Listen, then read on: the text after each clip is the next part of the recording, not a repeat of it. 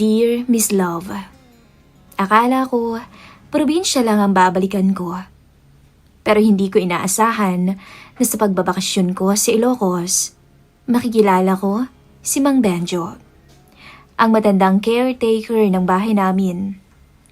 Sa unang kita ko pa lang, pili ang idea agad ang pumasok sa isip ko.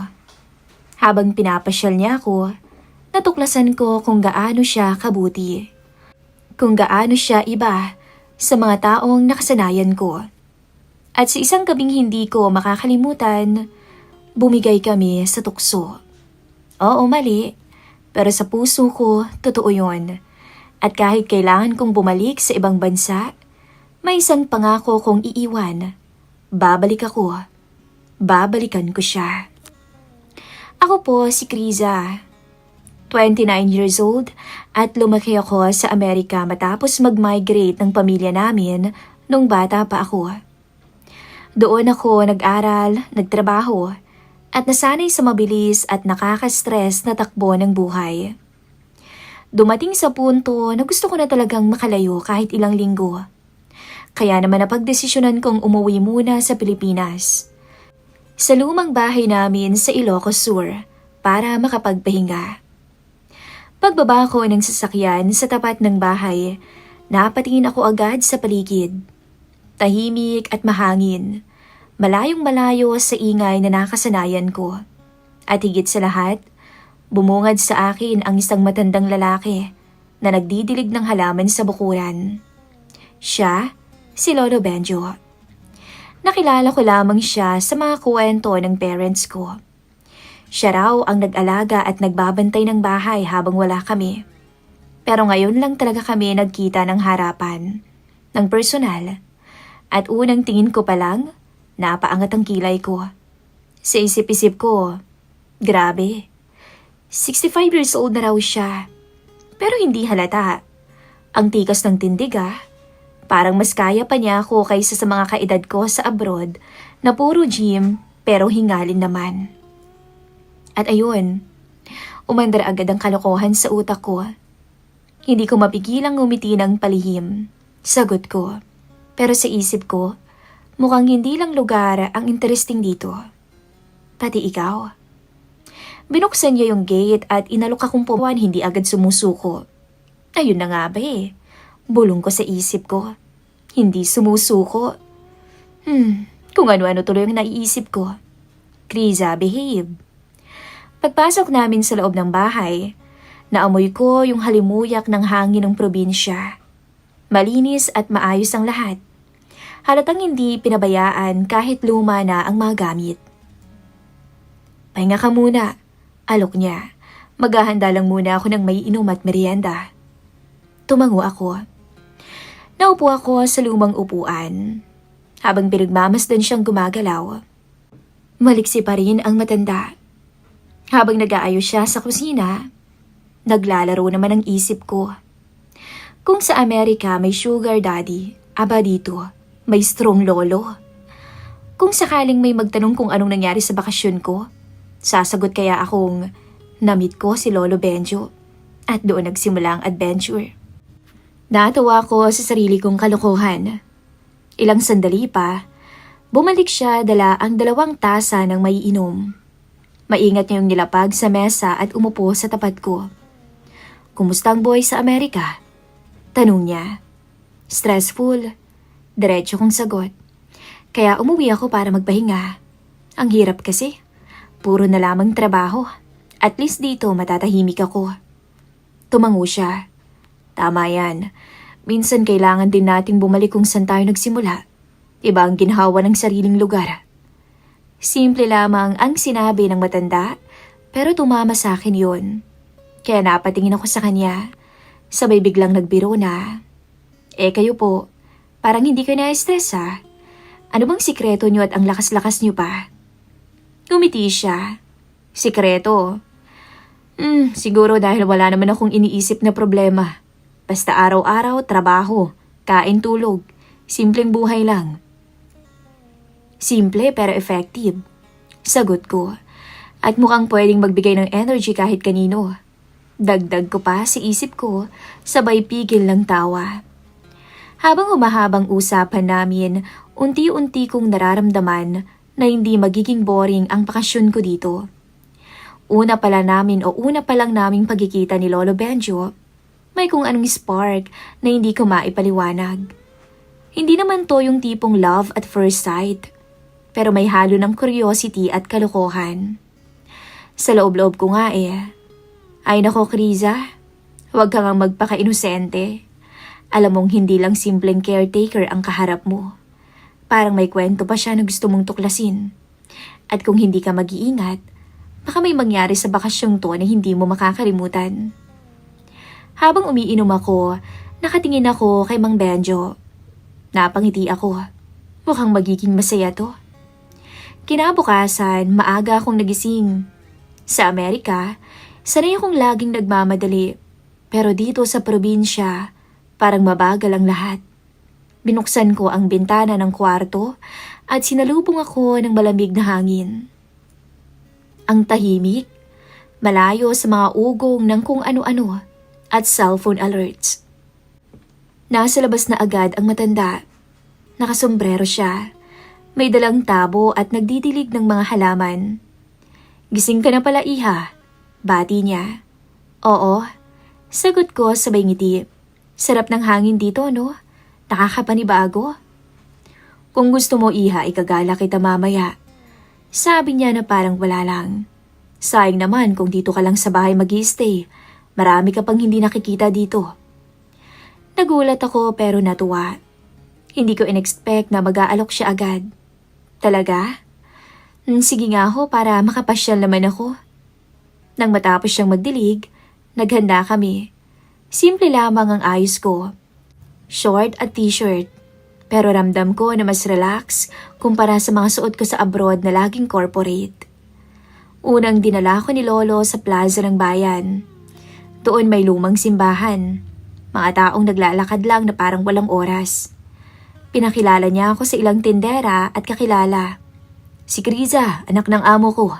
Ngayon lang ulit nakauwi, balik bayan. Ang gaan ang pakiramdam ko habang pinapakilala niya ako. Parang proud siya. At hindi ko alam kung bakit, pero nakangiti ako buong oras. Tapos dinala niya ako sa isang maliit na kainan. Hindi sosyal, pero ang sasarap ng pagkain. Longganisa, sinangag at itlog. At habang kumakain ako, napansin kong pinagmamasdan niya ako. Masarap ba? Tanong niya. Oo naman. Napangiti siya. Mabuti kung ganun. Gusto ko kasi na habang nandito ka, maramdaman mo rin ang simpleng saya. Pagkatapos kumain, naglakad kami papunta sa tabing dagat na hindi kilala ng marami. Walang turista, hindi maingay, napakaganda ng dagat. Umupo kami sa isang malaking bato habang pinagmamasdan ng tubig. Doon ako napabuntong hininga. Alam nyo, ang sarap pala ng ganito, no? Sa totoo lang, hindi ko na maalala yung huling beses na naging kampante ako. Na-relax lang yung buhay ko. Tama ka, sagot niya. Alam mo, iha, minsan, ang tao kailangan rin ng pahinga. Huminto, huwag puro habol ng kung ano-ano. Napatingin ako sa kanya. Ang simple ng pananaw ng matanda, pero tumama yun sa dibdib ko. Sa Amerika, parang lahat komplikado. Pera, trabaho. Kumain ka muna. Hindi pwedeng gutom ka rito. Sabi niya. Natatawa ko. Abalo, para mo akong apo ah. Pero sumagot siya ng seryoso. Hindi ka apo. Anak ka ng amo ko. Bisita ka dito kaya aalagaan kita. Gusto ko lang na maging masaya ka sa bakasyon mo. At doon ako napatigil.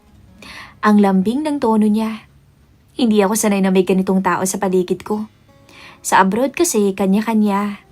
Dito, may taong nagmamalasakit kahit hindi niya kailangan gawin. At kinagabihan, habang nakahiga ako, napangiti ako mag-isa. Ang dami naming napuntahan pero higit doon, parang may nabago sa loob ko. Hindi ako nag-iisa. May kasama akong handang magpasyal, mag-alaga at makinig.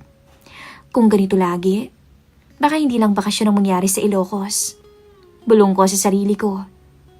Bago ako matulog. Pagkatapos ng ilang araw na paglilibot at pagtawa, Ramdam kong parang mas lalong humahabang oras na gusto kong makasama yung matanda. Ang totoo, hindi ko na siya tinitingnan na caretaker ng bahay namin. Sa edad niyang 65, hindi naman siya mukhang mahina. Kabaliktaran nga eh. Malakas pa, tuwid ang tindig, at may mga mata na tila kayang tumagos sa iniisip ko. Gabi noon, nasa labas kami. Tahimik ang paligid. Maririnig lamang ang kuliglig at maiinang ihip ng hangin. Nagkakape yung matanda. Ako naman ay may hawak na juice na binili ko kanina sa bayan. Umuusok pa yung tasa niya at parang mas umaangat yung apoy ng kaping barako na inihanda niya.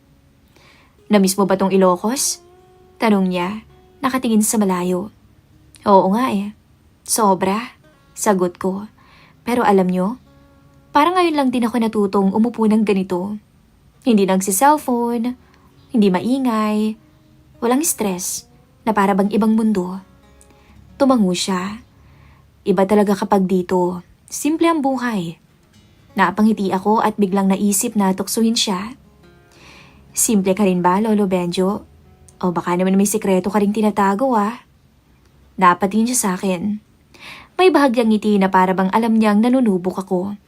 Wala akong sikreto, hindi tutulad ng mga biro ko lang kanina. Parang seryoso na akong naiibang tingin sa kanya. At sa mismong oras na yun, nakaramdam ako ng kalokohan sa sarili ko. Yung kapilyang hindi ko inaasahang papatulan niya. "Alam mo, hindi ka mukhang sing-edad ng tatay ko," sabi ko bigla. Sabay inikot ang baso ng juice. "Kung hindi ko lang alam, baka isipin kong mas bata ka pa."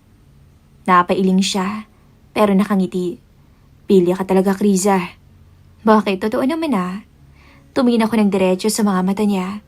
"May asim ka pa," sabi nga nila. Doon ko nakita na bahagya siyang napatigil. Hindi siya agad sumagot. At sa katahimikan, mas lalo kong naramdaman ang tibok ng puso ko. Parang nag-aantay ako ng susunod niyang gagawin. Kung patuloy ka magsasalita ng ganyan, mahinahon niyang tugon, baka may maling isipin ang isang tulad ko. Hinawakan ko yung iniinom ko. Nilapit ko sa labi ko, pero bago pa ako makainom ay bumulong ako. Kung maling ang iniisip mo, baka tama lang para sa akin. Hindi na siya natawa. Hindi na rin ako ngumiti. May kung anong seryosong namuo sa pagitan naming dalawa.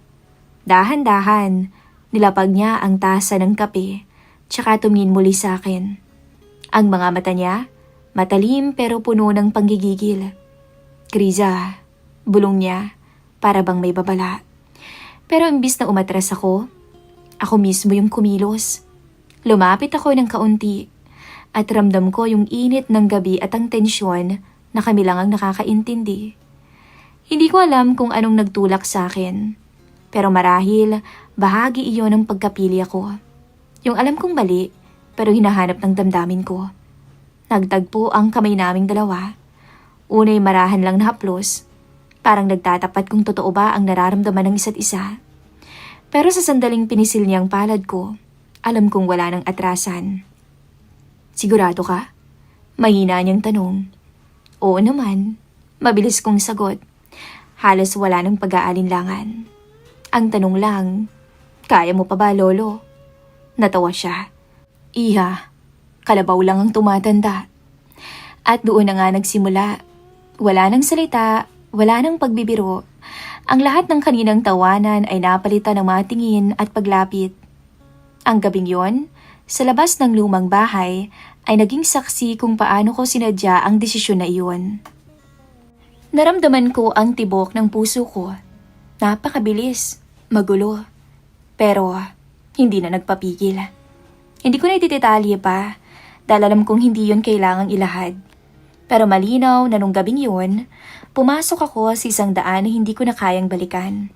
At nung maglapat yung labi namin ng matanda, grabe, nakaramdam ako ng kuryente, Miss Love. Hindi ko akalain, napapatol ako sa lalaking may edad na. Pero, akalain mo yun, inaakay niya ako papunta sa sala. At doon kami nagpatuloy. Isang halik na lalong lumalim, hanggang sa tuluyan na niya akong nakuha. Hindi naman siya yung una ko, pero alam kong siya ang pinaka-espesyal. Hingal na hingal kaming pareho sa may sofa.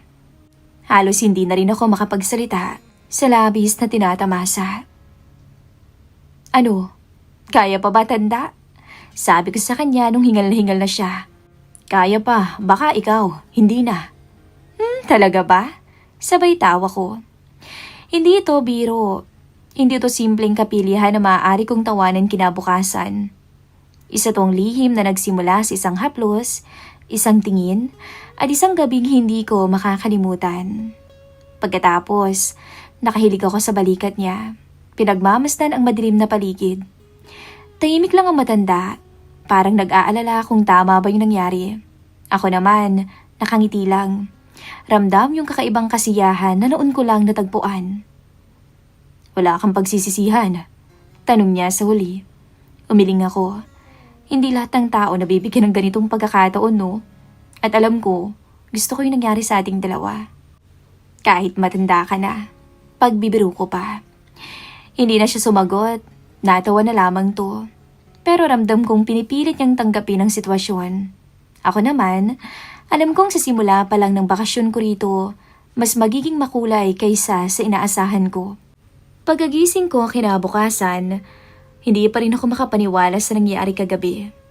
Nakaunan pa ako sa braso ni Mang Benjo at siya naman ay gising na.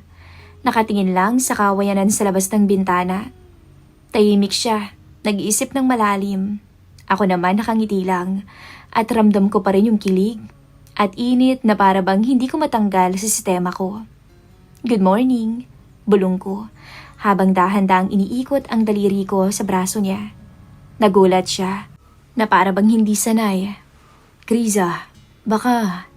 Naputo lang salita niya. Baka ano? Tanong ko agad, sabay tingin ng diretso sa kanya. Baka mali. Baka pagsisihan mo. Tumawa ko ng mahina. Bakit naman ako magsisisi? Umiling siya. Kita ko sa mga mata niya yung bigat. Hindi ito laro, iha. Hindi biro. May edad na ako at ikaw bata ka pa. Maraming hindi makakaintindi. Pero imbis na madala ng bigat ng sinasabi niya, lalo naman akong natuwa. Hinawakan ko yung pisngi niya at ngumiti. Lolo Benjo, lagi mo nalang iniisip yung iisipin ng iba. Ako? Ang iniisip ko lang ay kung masaya ako. At sa ngayon, masaya ako sa bakasyon ko. Napapikit siya at parang napapailing na lang. Ramdam kong hirap siyang makipagtalo sa akin.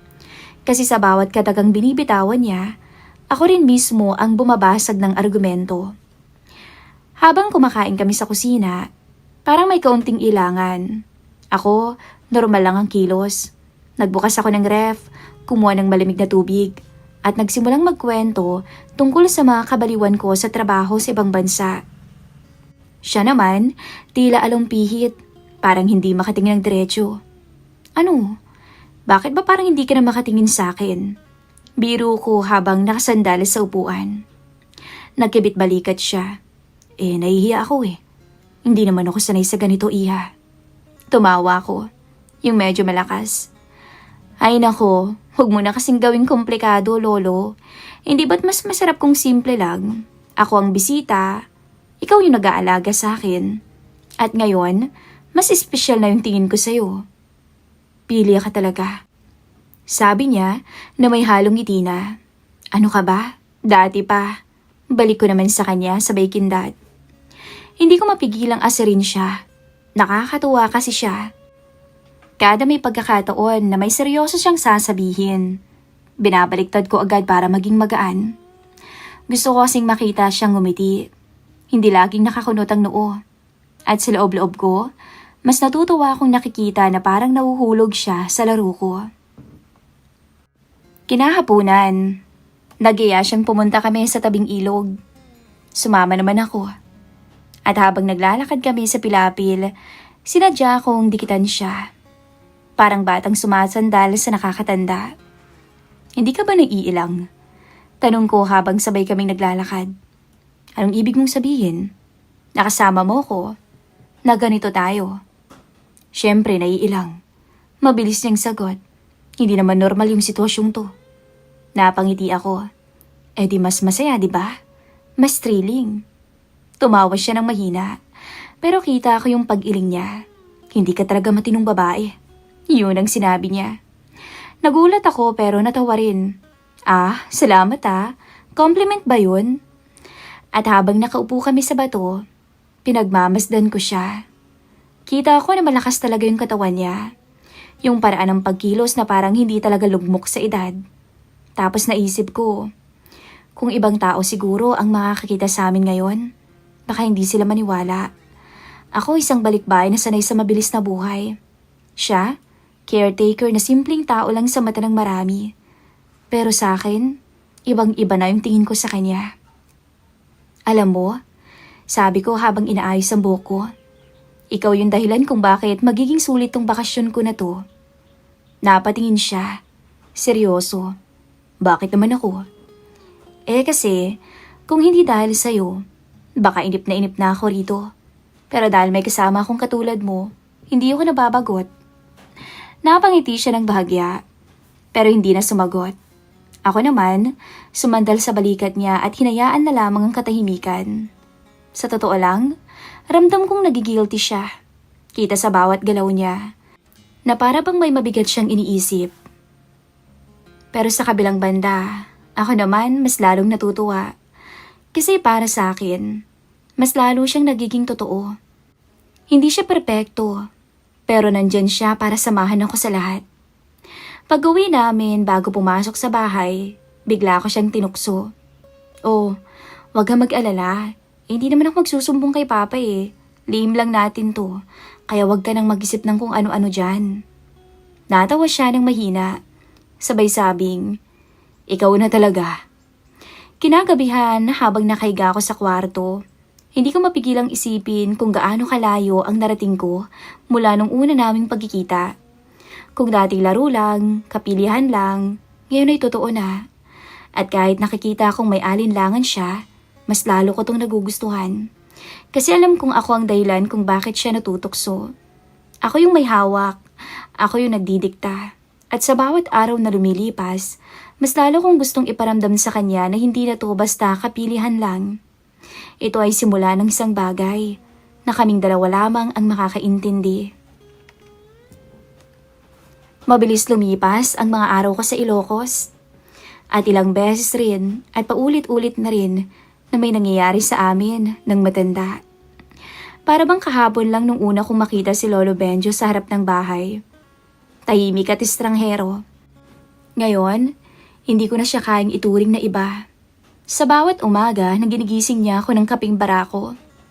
Sa bawat hapong ginagala niya ako. At sa bawat gabing napupuno ng mga lihim naming titig. Mga init at hindi makakalimutang sandali. Lahat yun ay parang naging bahagi ng sarili kong kwento. Pero gaya ng lahat ng bakasyon, may katapusan din. Dumating yung araw ng pag-alis ko. Sa isip ko noon parang biglang bumigat ang maleta ko, kahit hindi pa ako umaalis ng bahay. At habang inaayos ko yung mga gamit ko sa kwarto, hindi ko mapigilang mapahinto at mapatingin sa mga dingding na para bang saksi sa lahat ng nangyayari sa amin ni Lolo Benjo. Handa ka na ba? Tanong niya mula sa may pintuan. Tumango lang ako, kahit ang totoo'y hindi pa. Oo, konti na lang. Pumasok siya, tinulungan akong isara ang maleta. Tahimik siya, hindi kagaya ng dati na laging may banat o biro. Pinipigilan niyang magsalita dahil baka kung ano pang masabi niya. Ako naman, pilit kong pinapawi ang bigat sa pamamagitan ngiti. Bakit ang tahimik mo? Tanong ko. Nagangat siya ng tingin, diretso sa akin.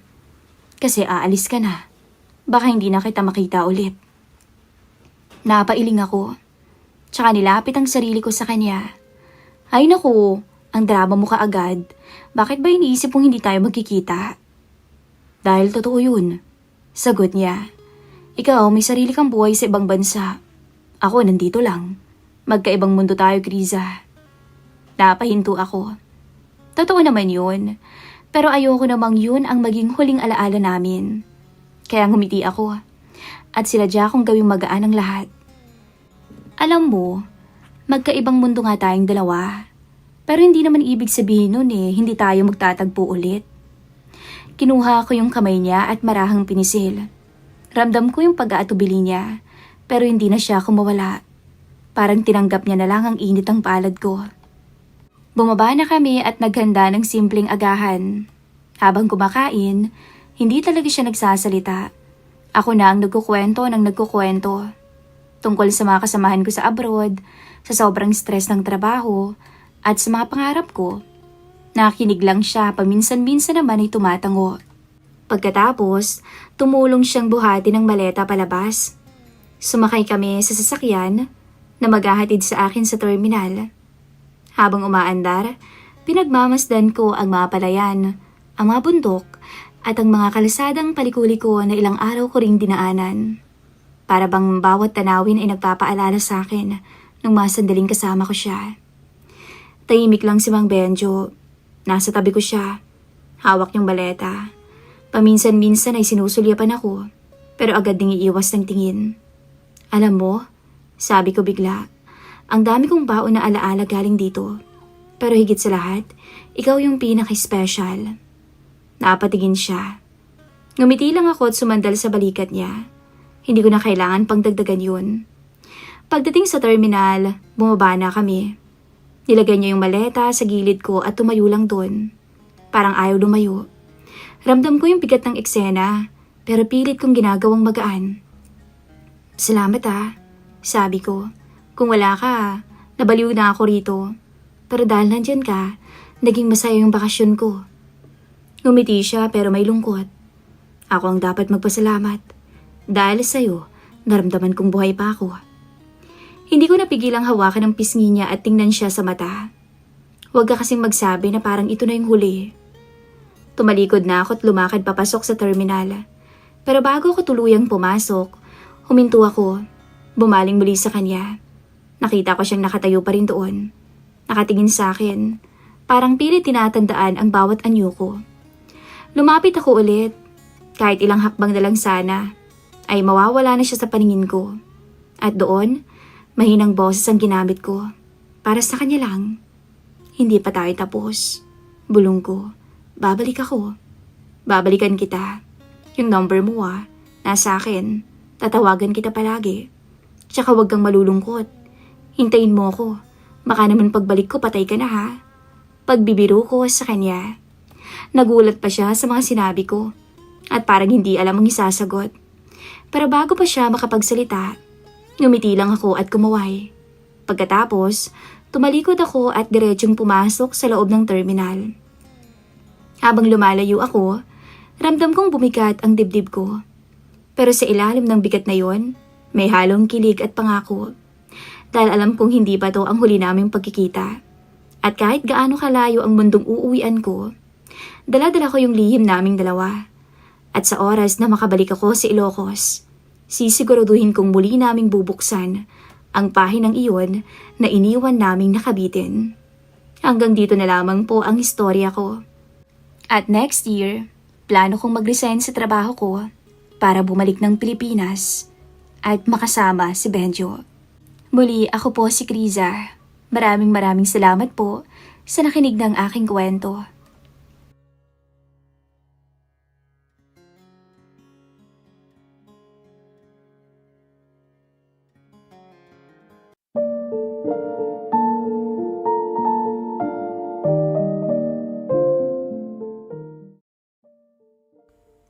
Magandang araw. Sa muli, ako nga po pala ulit si Lorene, isang bank teller. At ito po ang huling yugto ng aking kwento. Matapos naming pagsaluhan, ang isang mainit at matamis na gabi ni Aldrin, ay sabay kaming nakatulog, dala na rin ng matinding pagod. Nakakahiya magsabihin, ngunit damit ni Brian ang pinasuot ko sa kanya dahil hindi naman kakasya dito ang mga pantulog ko. Sumakto naman yun sa matipuno niyang katawan, ngunit bitin at maiksi yung tingnan dahil matangkad talaga to kumpara sa amin. Good morning, beautiful. Isang matamis na ngiti ang sumibol sa aking labi nang marinig ang malamig at medyo garalgal pang boses ni Aldrin. Halatang bagong gising. Mula sa kanyang tabi, ay bahagya pa akong napakurap para siguraduhin siya pa rin talaga ang nasa tabi ko. Bago may ngiti sa labing sumagot dito. Beautiful talaga. Biro ko habang tinatago ang kilig na nararamdaman. Paulit-ulit niya namang sinabi yon malapit sa puno ng aking tenga na siya namang naghatid ng ibayong kiliti sa aking sistema. Pakiramdam ko tuloy nun, para ako ulit isang dalaga. Sabi ko naman sa'yo, pasasahin kita diba?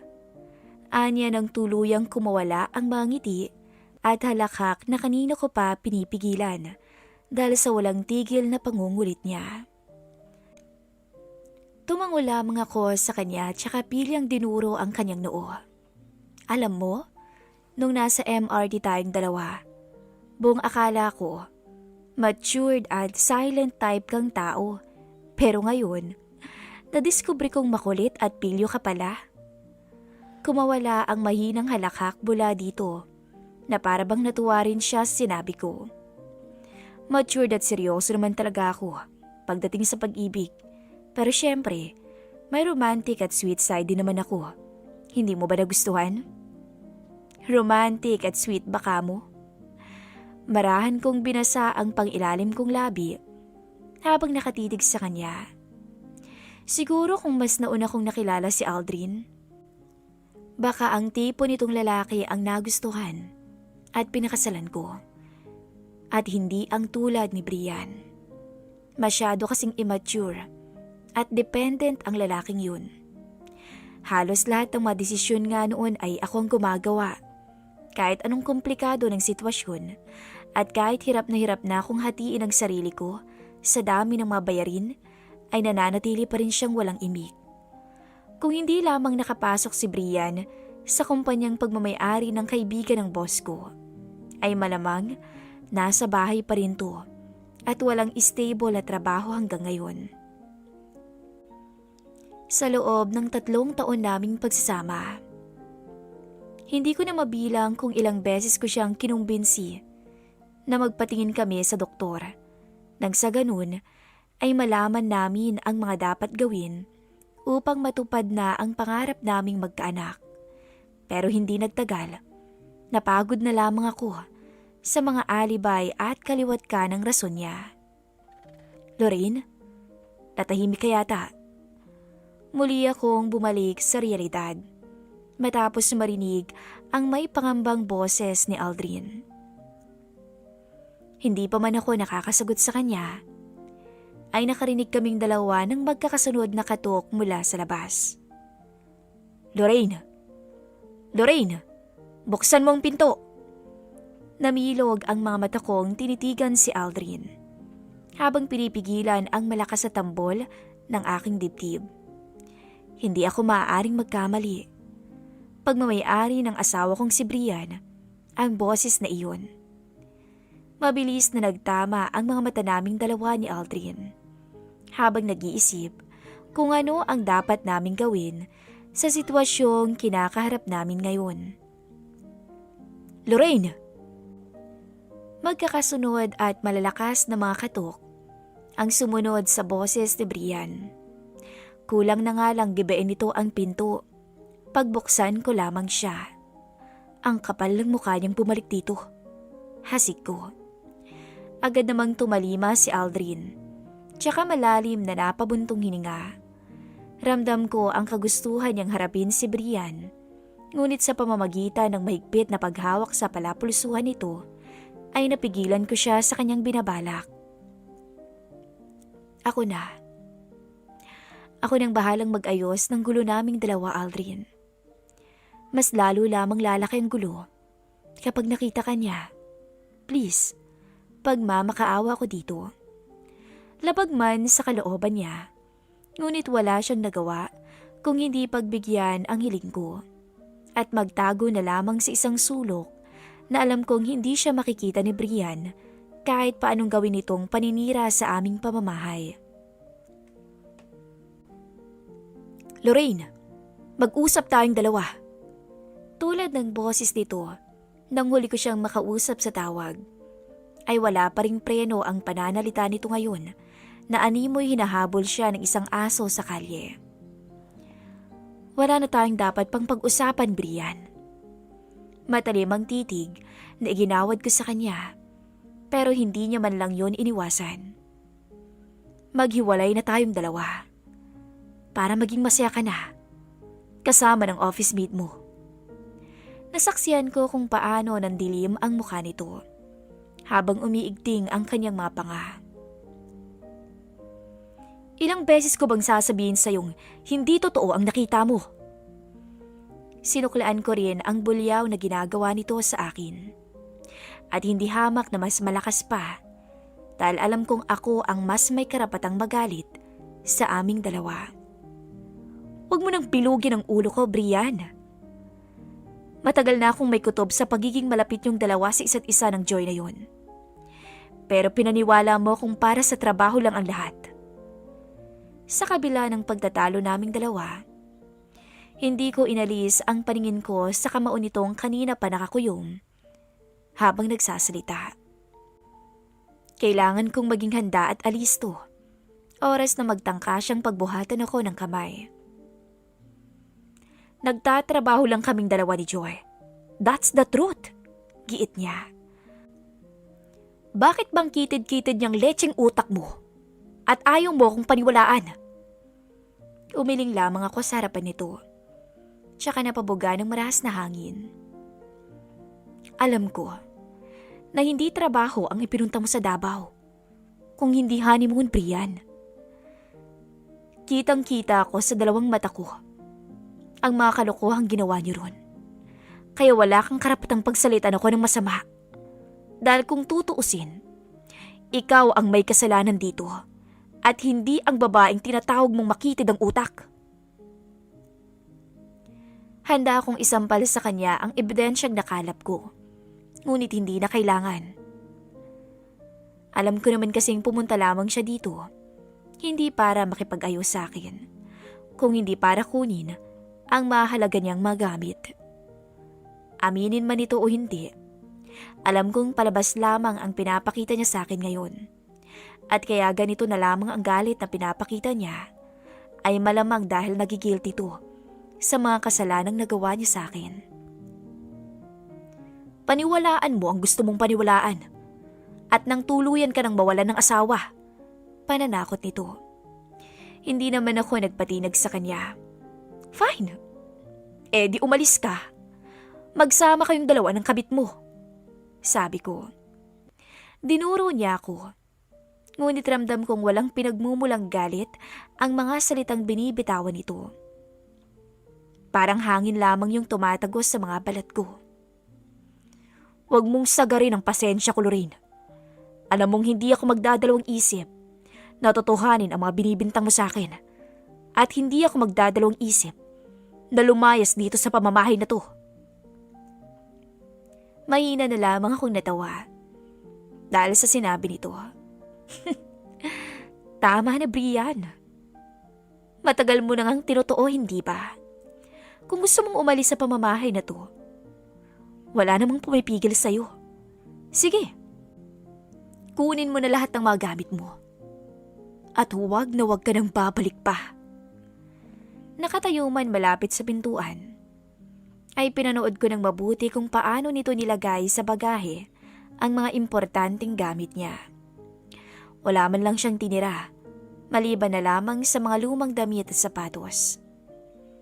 Habang pinagmamasdan ko to palabas, ay napailing na lamang ako dahil hanggang sa huli ay mas pinili pa rin itong magsinungaling sa akin at itago ang relasyon nilang dalawa ni Joy. Pero sabi nga nila, time is the ultimate truth teller. Kaya kung hindi man ngayon, ay alam kong darating ang araw. Nalalabas din ang buong katotohanan. At kapag dumating ang oras na yun, hiling kong huwag sana silang singilin ng karma. Pasensya ka na kung kailangan mong marinig yung pagtatalo naming dalawang mag-asawa. Sabi ko kay Aldrin. May lungkot sa mga mata kong pinagmasdan si Aldrin dahil alam kong humigit kumulang 1 oras din siyang naghintay hanggang sa tuluyang makaalis si Brian.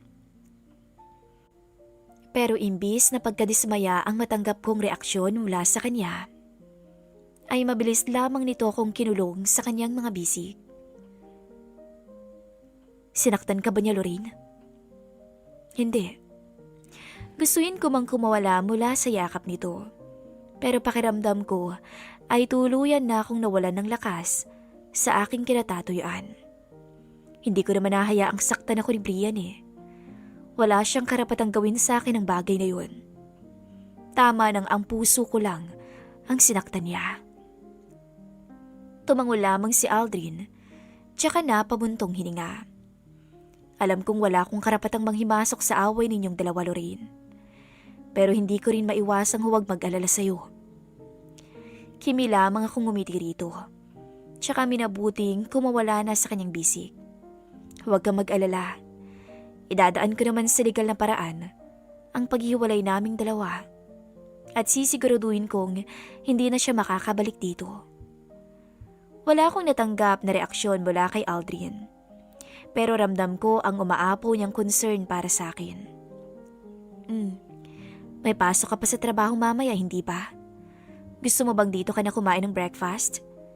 Pag-iiba ko sa usapan para basagin ang katahimikang pumagitna sa aming dalawa. Ramdam ko namang unti-unti ring nagkakulay ang mukha nito nang makita kong nakangiti ulit sa harapan niya. Siklib ako. Lihim akong napalabi nang sa wakas ay bumalik na rin ang ngiti sa mga labi niya. Ano namang idadahilan mo? Tanong ko. Nagkibit balikat lamang to. Pagod? Masakit ang ulo? Mabigat ang pakiramdam? May trangkaso? Pwede rin. Hindi ko napigilan ang huwag matawa dahil sa sinabi niya. Kalokohan. Akala ko matatawa rin siya. Pero nakabusangot lamang tong humarap sa akin. Kaya nagmistula siyang isang batang inagawan ng candy sa harapan ko. Minsan lang naman ako umabsent sa trabaho. Tsaka, hindi kita pwedeng iwan ditong mag-isa. Baka mamaya bumalik ang asawa mo at may gawing masama sa'yo. Mas mabuti yung may kasama ka. Ayaw mo ba? Anya na para bang hindi kontento sa sinabi ko kanina. Wala akong nagawa kung hindi sumuko sa kagustuhan ito nang makumpirmang wala talaga tong balak na pumasok sa trabaho. Wala naman akong sinabing ayaw. Hindi lang talaga ako sanay na nakakaistorbo ko sa ibang tao. Ganun na lamang kabilis na lumalim ang gatla nito sa noo. Wala ka namang iniistorbo. Ginagawa ko ang bagay na to dahil gusto kita, Lorraine. Malalim akong napalunok sa narinig ko. Gustuin ko mang magbigay ng reaksyon, ngunit mahabang katahimikan lamang ang naisukli ko sa kanya. Hindi naman ako nagkulang na iparamdam yun sa'yo kagabi, hindi ba? Sinalubong nito ang mga mata ko kaya wala akong nagawa kung hindi sumagot. Aldrin. Pangalan pa lamang nito ang nababanggit ko. Ngunit hindi ko na maipaliwanag ang bigat na lumukob sa aking dibdib. Gustuin ko mang suklian ang pagmamahal na pinaparamdam mo sa akin. Pero kasal pa rin ako, Aldrin. Sa mga mata ng Diyos at sa mga mata ng lahat. Ano na lang ang sasabihin ng mga kakilala mo kapag nalaman nilang tungkol sa akin? Ayoko namang sabihin nila na pumatol ka sa isang babaeng may asawa na. Sa isang iglap ay tuluyang nawala ang mapagbirong Aldrin. Nagbago ang ekspresyon ng mukha nito. Naging seryoso yun. Dahilan para mapalunok ako sa aking kinatatayuan. Hiwalay na kayong dalawa. Maiksi niyang sambit. Hindi pa sa legal na paraan, Aldrin. Sinadya kong ipaliwanag sa kanya ang lahat. Sa pag-asang maiintindihan nito ang pinagmumula ng takot na nararamdaman ko. Alam mo namang matagal ang proseso ng annulment sa bansa natin, hindi ba? Hindi lang 1 taon. Baka higit pa roon ang itatagal ng proseso. Sabihin mang wala kaming anak ni Brian, pero kinasal pa rin kaming dalawa sa legal na paraan. At kahit sabihing nagloko siya, ay hindi sapat yun upang mapabilis ang annulment. Mabigat man sa kalooban kong sa ganitong paraan magtatapos ang ugnayan naming dalawa ni Aldrin. Pero kapakanan lamang niya ang iniisip ko. Ayokong maging makasarili, Aldrin. Pinigilan ko ang namumuong luha sa mga mata ko dahil ayokong makahanap siya ng rason para huwag akong talikuran. Ayokong matali ka sa akin sa loob ng mahabang panahon. Naiintindihan mo ba? Inasahan ko ang positibong tugon mula sa kanya nang mapatango ito makalipas ang ilang minuto. Maghihintay ako, Lorraine. May diin niyang wika matapos itong abutin ng aking kamay. Hindi ako nakapagsalita at natulala na lamang sa sunod na ginawa ni Aldrin. Buong ingat kasi nitong inalis ang suot kong wedding ring tsaka marahan akong hinalikan doon. Handa akong maghintay para sa'yo. Kahit gaano pa katagal, Lorraine. 3 taon. 3 taon din ang hinantay naming dalawa ni Aldrin bago naging legal ang aming pagsasama. Sa isang civil wedding na sinabay namin sa unang kaarawan ng anak naming si Althea, ay tuluyan naming sinelyuhan ang aming pagmamahalan. Hindi naging madali ang lahat, lalo na't ilang beses din kaming nagharap ni Brian hanggang sa maproseso ang aming annulment.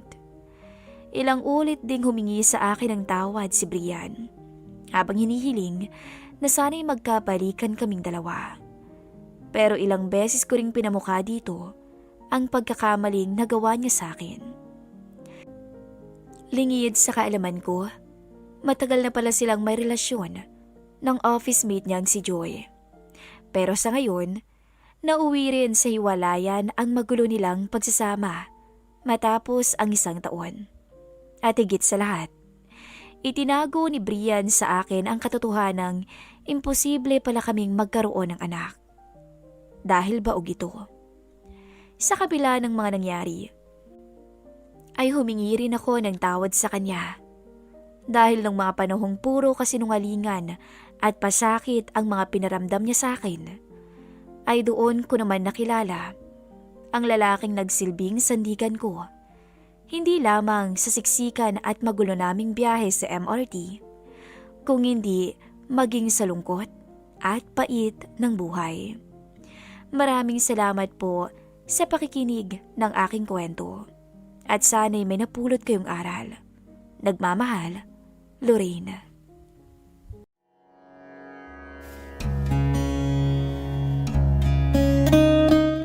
Dear Miss Love, ako nga pala si William, 21 years old, kumukuha ng kursong Criminology. Wala pang kasintahan. At gaya ng karamihan sa edad ko, abala lang sa tropa, laro at gimmick. Bakasyon ngayon, at akala ko magiging ordinaryo lang ang summer ko. Hanggang sa dumating si Tita Luningning, ang matalik na kaibigan ni Mama. Araw yun ng Sabado. Tanghali na ako umuwi galing sa tambayan. Maingay sa bahay, may tawanan at halakhakan mula sa loob. Pumasok ako, pawis na pawis pa at amoy araw. At doon ko siya unang nakita. May edad na siya. Halatang nasa 40 pataas. Pero ang ganda. Maputi, maayos yung damit, at kahit simpleng blouse at pantalon lang yung suot niya, lutang na lutang yung alindog. Hindi ko alam kung bakit, pero parang biglang huminto yung paligid ko nung magtagpo ang mga mata namin. Oh, siya nga palang anak ko si William. Sabi ni Mama sa kanya habang nakangiti at pinapakilala ako. Ngumiti ako. Maganda pa ho kayo sa tanghali. Biro ko dito sabay kamot ng ulo. Napangiti siya. Yung tipo ng ngiti na may halong gulat at aliw. Nako, may anak ka palang mambobola, Tess. Sabi niya kay Mama. Mano ho, tita. Sabi ko sa kanya sabay abot ng kamay niya. Ngunit agad niya yung iniwas ng kaunti. Huwag na, iho. Nagmumukha naman akong sobrang tanda. Sagot niya sabay tawa. Natawa na rin ako. Pero sa totoo lang, nung mahawakan ko yung kamay niya saglit, may kung anong dumaloy sa dibdib ko. Mainit at malambot at may kakaibang pakiramdam. Hindi ko alam kung hiya o kaba. Basta parang may tumama sa akin.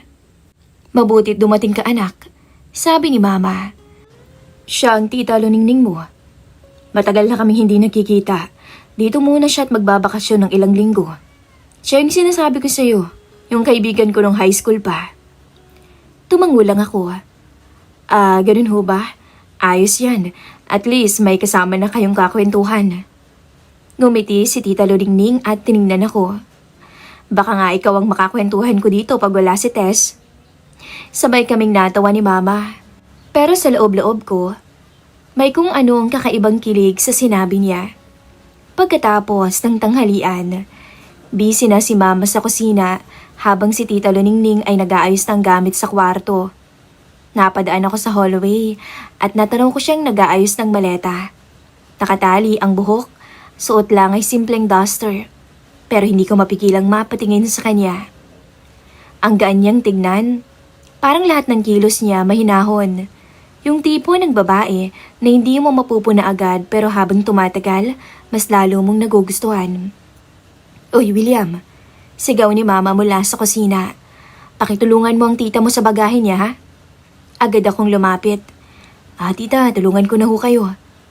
Grabe, gentleman pala tong anak mo, Tess, ha? Sigaw naman ito sabay kindat. Ngumiti ako. Kasi po, baka magalit si mama pag di ako tumulong sa magandang bisita. Napailing siya. Aba, bolero talaga.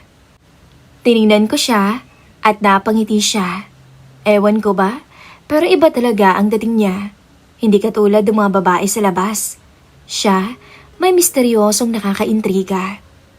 Kinagabihan, habang nanonood kami ng TV, naupo siya sa may sofa malapit sa akin. Si mama naman nasa labas, may kausap na kapitbahay. Tahimik kaming dalawa pero ilang beses kong naramdaman na tumitingin siya sa akin.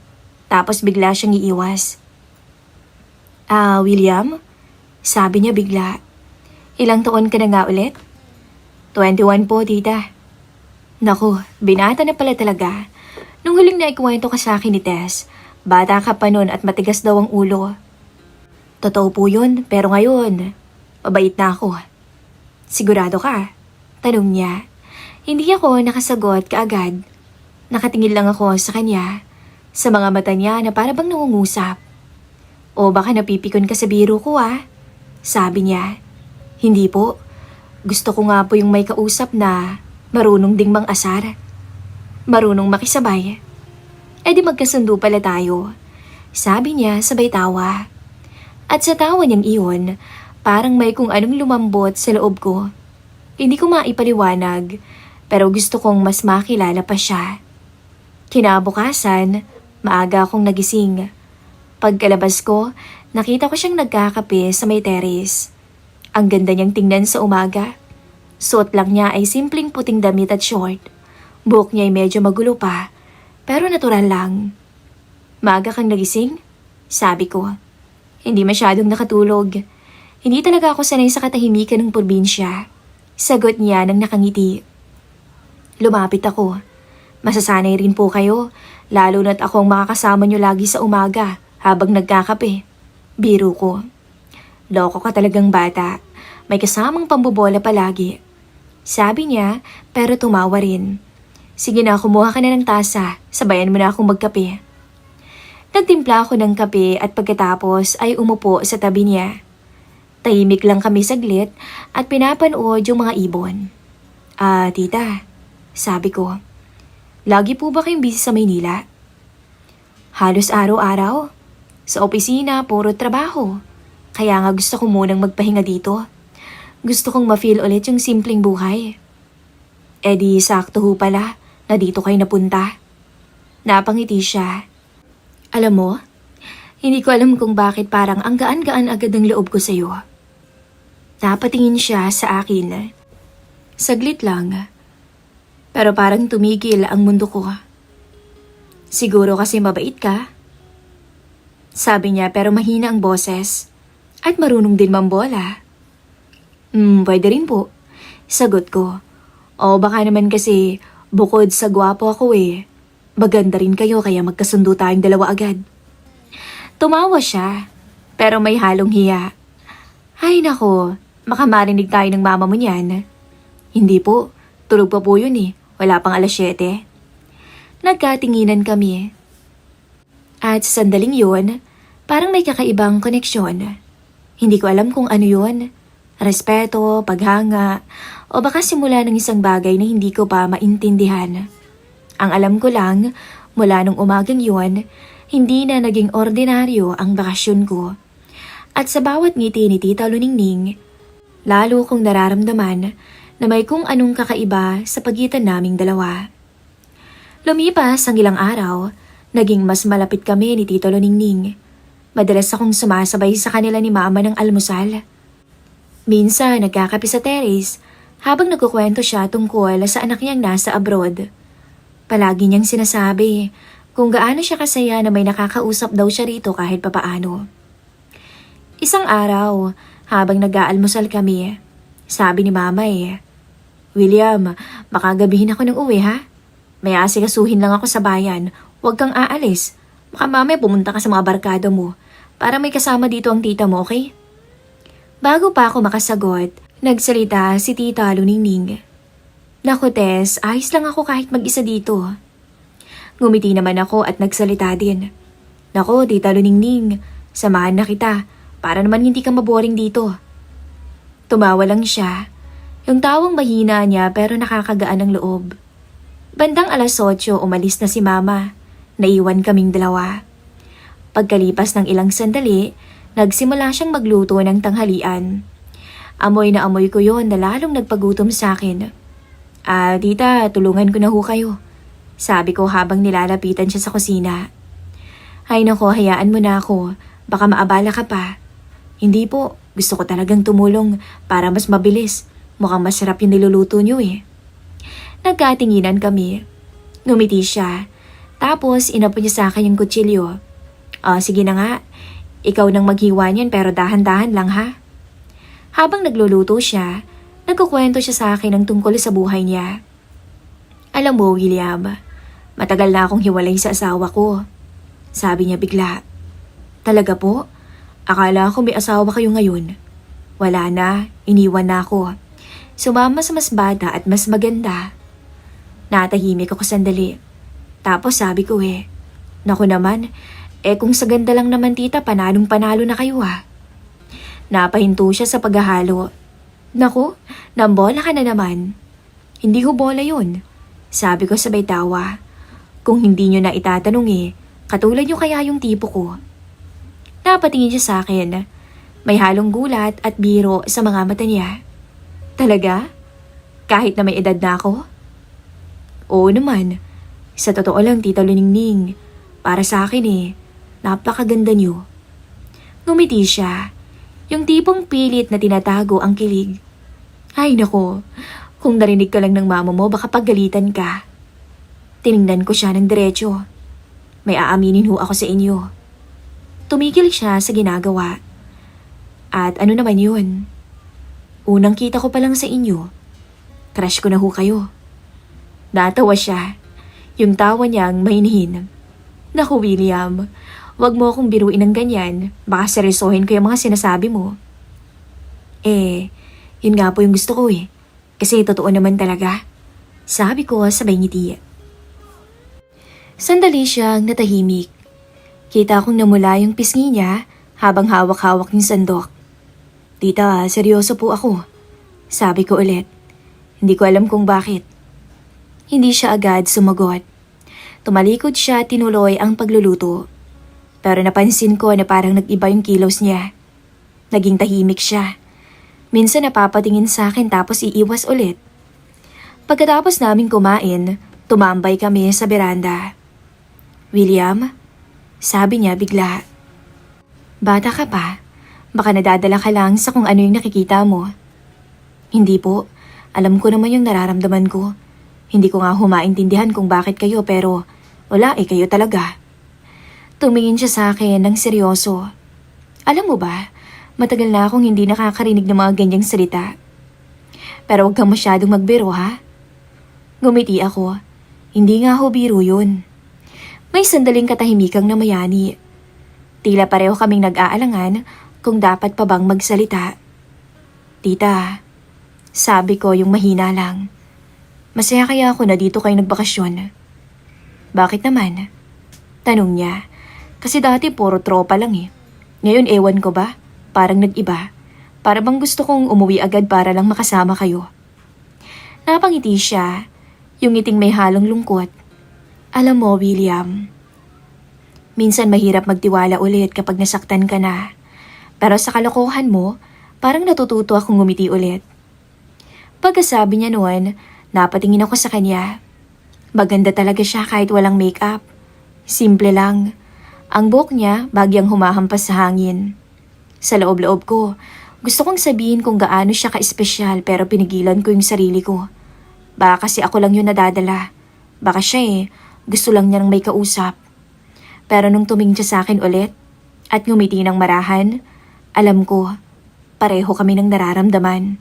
Kahit pareho naming hindi inaamin. At nung gabing yun, habang dumidilim na sa labas at umaambon ng kaunti, nagtagal kaming tumambay sa beranda. Tahimik pero ramdam ko na nagsisimula na yung koneksyon na hindi namin planong mangyari. Hindi ko alam kung saan hahantong to.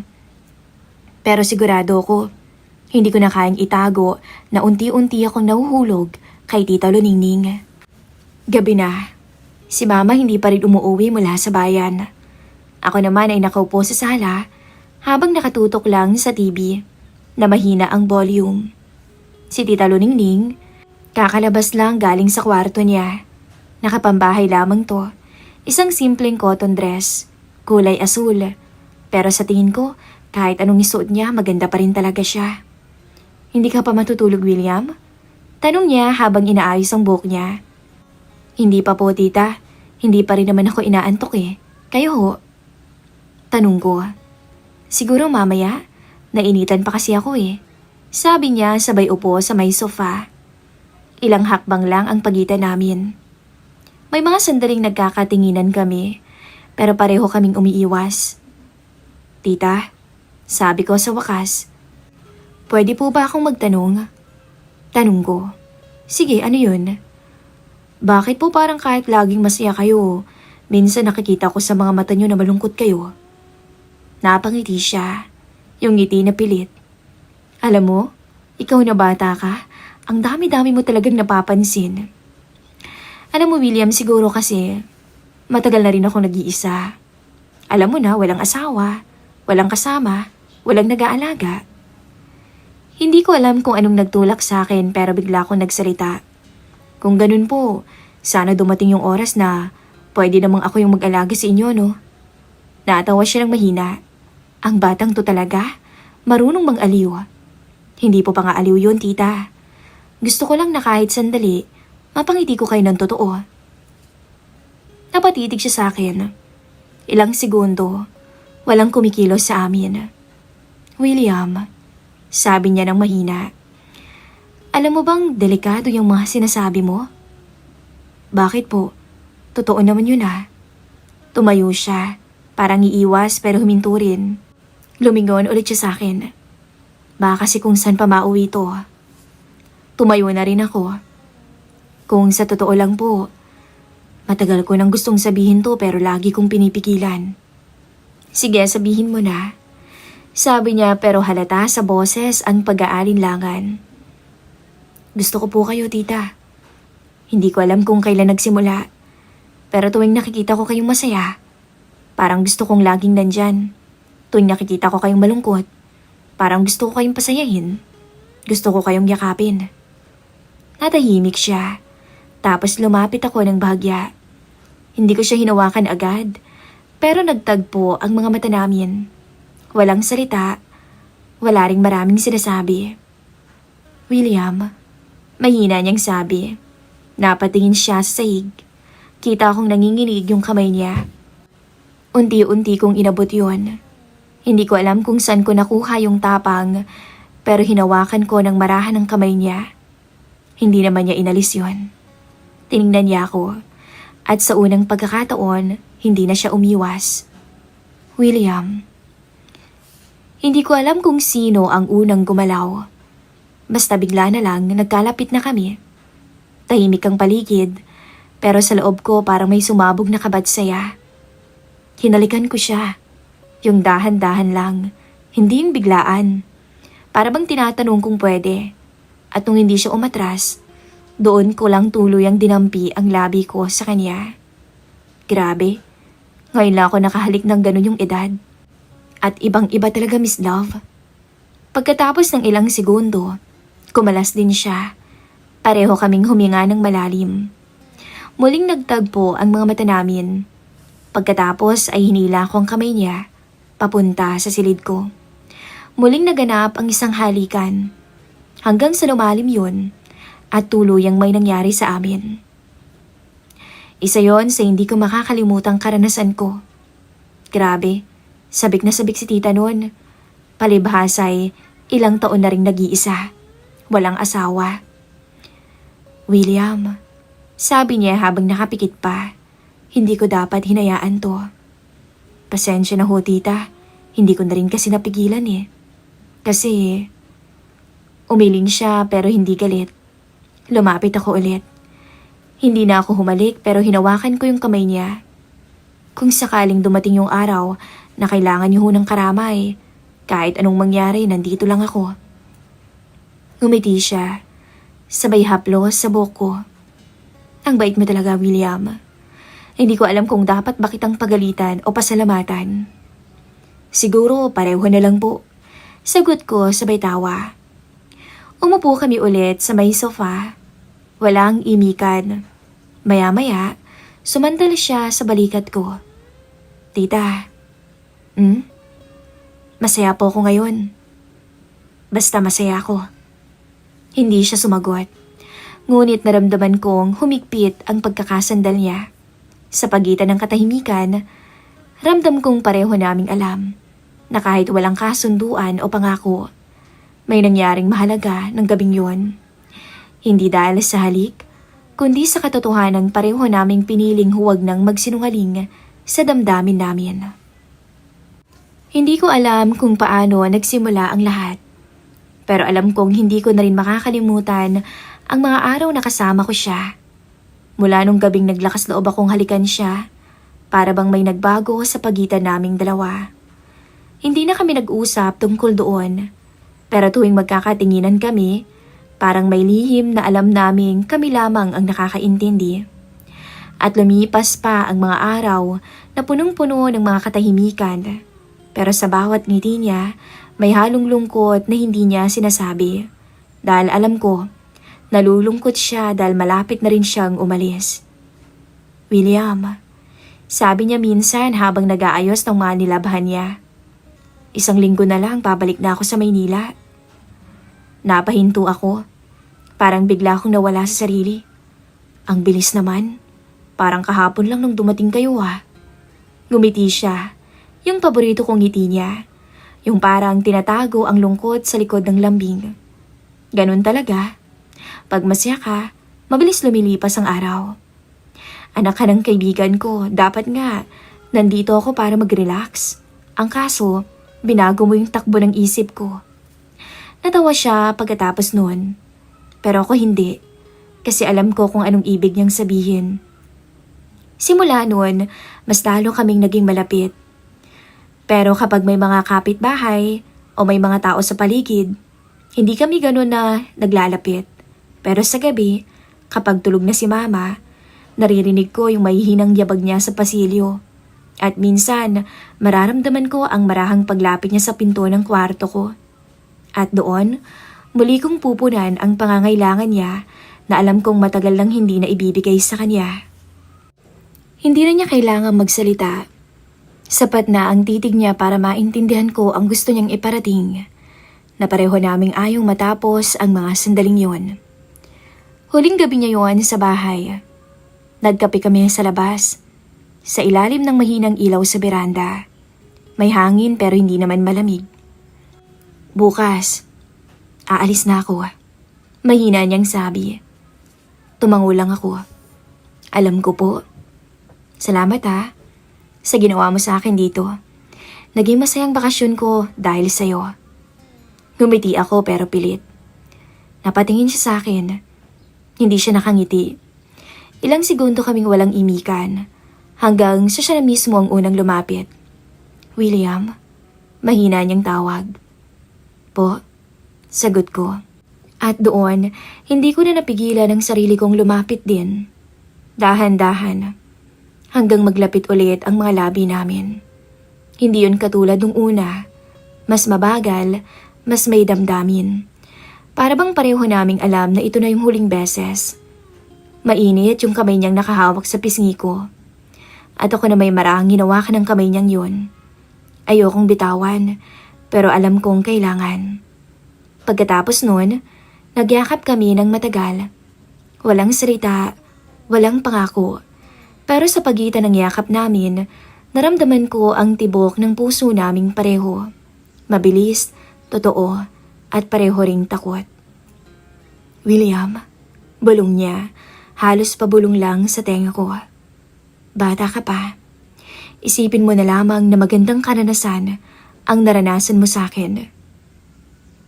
Isang pangyayari na parehas nating hindi makakalimutan at dadalhin natin habang buhay. Kinabukasan, maaga palang nag-aayos na siya. Nakita ko siya sa may sala, hawak yung maliit na maleta niya. Si Mama, abala rin sa pagtulong sa kanya at pakikipagkwentuhan. Tahimik ko siyang pinagmasdan. William, sabi ni Mama, ikaw na lang ang maghatid kay Tita Luningning mo sa sakayan ha? Tumango ako. Ayokong ipahalata, pero mabigat sa dibdib ko. Habang nasa tricycle kami, wala kaming imikang dalawa. Pinagmamasdan ko siya. Maayos ang suot niya, may simpleng pulang lipstick sa labi niya, at yung buhok niyang nakapusod, na paboritong-paborito ko. Pagdating namin sa terminal, binaba ko yung maleta niya. Salamat William, sabi niya habang inaayos niya yung bag. Salamat sa lahat. Magpakabait ka ha? Magpakabait kang bata. Hindi ho ako bata, tita. Sagot ko sabay ngiti. Tumawa siya ng marahan. Oo nga pala, hindi ka na nga pala bata. Pagkatapos noon, humakbang na siya palayo. Pero bago siya tuluyang makalayo, lumingon siya ulit.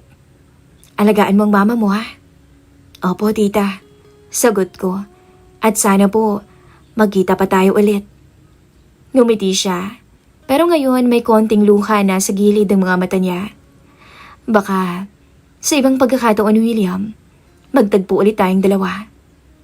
Nung sumakay na siya, at habang umaandar yung bus, nakatingin siya sa labas ng bintana, diretso sa akin. Tinaas ko yung kamay ko at kumaway. Gumanti naman siya. At nung mga sandaling yun, parang huminto yung mundo ko. Pag-uwi ko ng bahay noon, napakatahimik. Pumasok ako sa kwarto at doon ko lang naramdaman yung bigat ng lahat. Pero kasabay din noon, may kakaibang saya. Yung pakiramdam na kahit sandali lang, naging totoo yung naramdaman namin. Hindi man para sa panghabang buhay, pero sapat para may itago sa puso ko habang buhay.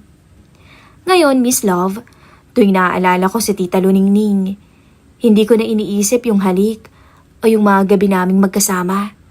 Ang naiisip ko yung ngiti niya, yung tawanan, at kung paano niya ako tinuruan kung anong ibig sabihin ng damdamin. Yung marunong magpigil, marunong umintindi, at marunong magpaalam ng may respeto.